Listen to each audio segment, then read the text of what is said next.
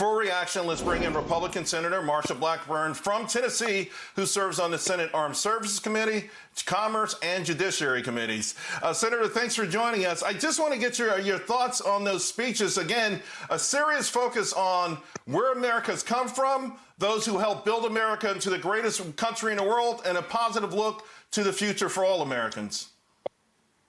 Oh, Charles, I thought the speech was absolutely one of the best that he has given, and how appropriate that he reminded the American people that we are unique and that you can bet on hope or you can bet on fear, but in this country, you have the ability to do whatever you want to do, to dream those big dreams and make them come true. And you and I have talked in times past about how we have each put a focus on encouraging young people from underserved areas. And wouldn't it be fabulous to have this national garden where people could go and be inspired and say, I want to do something that is going to be significant for my country? Yeah, it's interesting because the White House just announcing that they do have plans for a national garden that could possibly open July 4th, 2026. The media taking shots saying it was an arbitrary or random list of Americans. I'm not sure what's so random about John Adams, Susan B. Anthony, Henry Clay, Daniel Boone, Davy Crockett, Frederick Douglass, Amelia Earhart, Martin Luther King Jr., Abraham Lincoln, Douglas MacArthur, Betsy Ross, Harriet Beecher Stowe, Ronald Reagan, Jackie Robinson, Booker T. Washington, Harriet Tubman, George Washington, the Wright brothers, and the list goes on. That sounds like a pretty good list, a pretty good foundation of what's shaped and formed who we are today.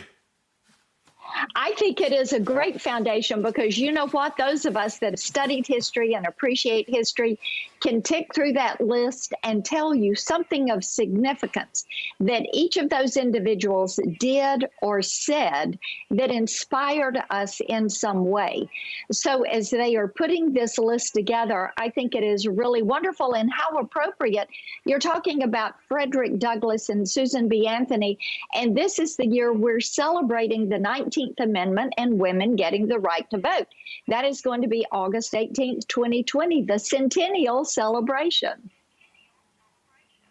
And the speech itself, particularly one at Mount Rushmore, when the president said that the founding fathers launched a revolution in pursuit of justice, equality, liberty, and prosperity, it kind of reminded me of Hamilton, right? The biggest media event over the weekend. So many people have watched Hamilton, and the same folks that said that this is an amazing play with an inspiring message found racism, division, and these kind of words from President Trump. So I just can't understand why at some point even the media should let their guards down and let Americans celebrate where we've come and how we've gotten here so fast.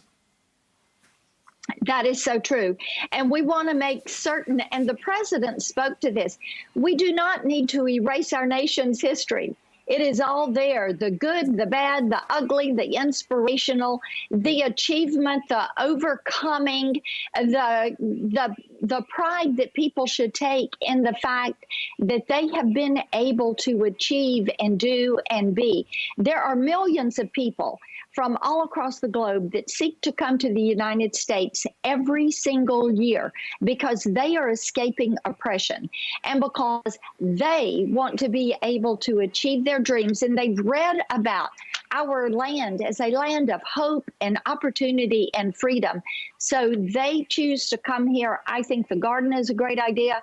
The president's speech was the right tone, talking about this country and this country's achievements and the achievements of our people, which is what makes our country great. You know, people felt like President Trump believed in them in 2016. Indeed, he did. Right. And he has proven that. And so now to say, here is where we can go with our children and grandchildren and say, this is someone who made a difference in our lives. Senator, I want to switch gears here a little bit. COVID-19 cases have been on the rise throughout the nation, and I think the most recent numbers from Tennessee show a continuing spike in those cases. So, you know, the idea is, what do? We do see where masks are now being mandatory in many states that they weren't before. Yeah. Did we open too quickly, or was it just sort of a situation where people just have been so pent up, so cooped up that they overindulged there? And how long do you think it will get before we're sort of back on track with reopening the nation? I think getting back on track very quickly. And here is the reason why. You are seeing people who got out there, their kids got out there, they went to protests, they went into these groups, and now what do you have? You have spikes, whether it was protests or bars or whatever. So I've talked to a lot of moms who are saying, I've told my kids and my young adults, you have to wear a mask, you have to wash your hands. And they know they want to get out and about. And Charles, here's the thing. We cannot afford another lockdown in this economy. 4.8 million jobs, the jobs report, the numbers were good. People want to go to work. They need to do it safely. They need to wear their mask. They need to wear gloves, use a face shield if they need to. They need to wash their hands, and they need to make certain that their children are, and even if they're adults, make certain that their children are doing these same things. Their grandchildren are doing it, because kids have got to get back to school. And kids have got to get back to colleges. If you are not putting kids back in colleges, you don't have young teachers coming along to help teach children. You don't have young medical students getting through medical school and then getting out to do those residencies and practice medicine. We have to get ourselves back on track. And here's another thing, Charles. We do not want to hand the keys of this economy that is roaring back to life. We don't want to hand those keys to the Marxists and the socialists.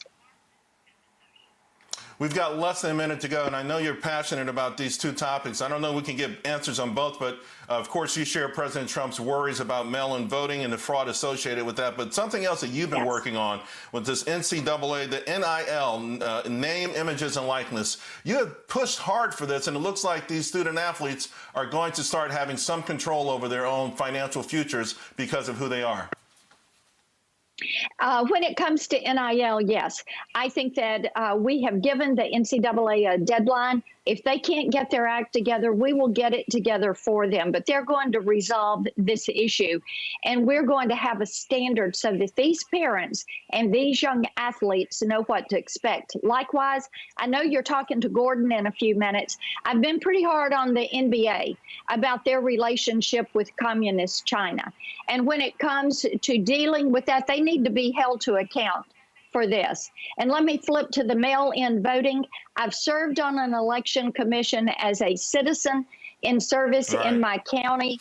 I think that we trust our local election commissions to run those elections fair and square.